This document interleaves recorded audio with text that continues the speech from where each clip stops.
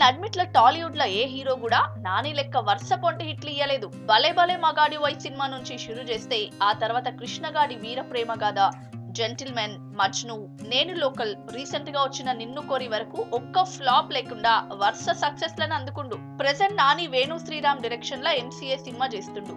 ఆ సినిమా తర్వాత మేర్లపాక గాంధీ డైరెక్షన్ లా కృష్ణార్జున యుద్ధం అనే సినిమా చేస్తున్నా అని ఒక పోస్టర్ కూడా విడుదల చేసిండు. ఈ పోస్టర్ లో నాని పేరును 2 సార్లు వేసిరు.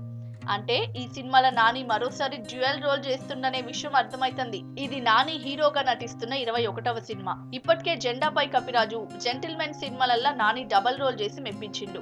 అందులో జెండాపై కపిరాజు సినిమా అట్ట ఫ్లాప్ అయింది. ఆ తర్వాత చేసిన జెంటిల్మెన్ మాత్రం జబర్దస్త్ హిట్ అయింది. ఇప్పుడు ముచ్చటగా మూడోసారి నాని ద్విపాత్రాభినయం చేస్తున్న కృష్ణార్జున యుద్ధం సినిమాతో మరో హిట్ అందుకుంటాడా లేదా అన్నది తెలవాలంటే ఈ మూవీ రిలీజ్ వరకు వెయిట్ చేయాల్సిందే.